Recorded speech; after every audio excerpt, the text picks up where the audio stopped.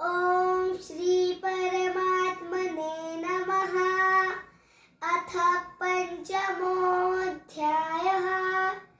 कर्मसन्न्यासयोगः।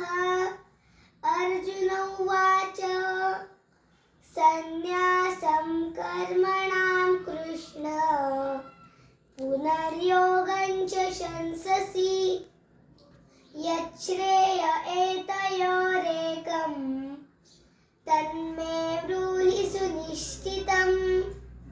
श्रीभगवानुवाच सन्न्यासः कर्मयोगश्च निःश्रेयसकरावुभौ तयोस्तु कर्मसन्न्यासात् कर्मयोगो विशिष्यते। ज्ञेयः स नित्यसन्न्यासी यो न द्वेष्टि न काङ्क्षति निर्द्वन्द्वो हि महाबाहो सुखं बन्धात् प्रमुच्यते। सांख्ययोगौ पृथक् बालाः प्रवदन्ति न पण्डिताः एकमप्यास्थितः सम्यक् उभयोर्विन्दते फलम्। यत्साङ्ख्ये प्राप्यते स्थानं तद्योगैरपि गम्यते।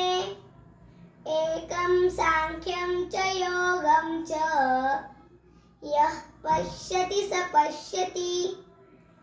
सन्न्यासस्तु महाबाहो दुःखमाप्तुमयोगतः योगयुक्तो मुनिर्ब्रह्म न चिरेणाधिगच्छति।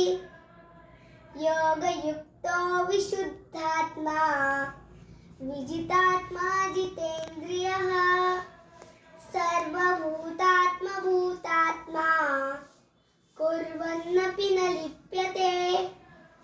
नैव किञ्चित् करोमीति युक्तो मन्येत तत्त्ववित्। पश्यन् शृण्वन् स्पृशन् जिघ्रन् अश्नन् गच्छन् स्वपन् श्वसन् प्रलपन् विसृजन् गृह्णन् उन्मिषन् निमिषन्नपि इन्द्रियाणीन्द्रियार्थेषु वर्तन्त इति धारयन् ब्रह्मण्याधाय कर्माणि सङ्गं त्यक्त्वा करोति यः लिप्यते न स पापेन पद्मपत्रमिवाम्भसा। कायेन मनसा बुद्ध्या केवलैरिन्द्रियैरपि योगिनः कर्म कुर्वन्ति सङ्गं त्यक्त्वा त्वशुद्धये।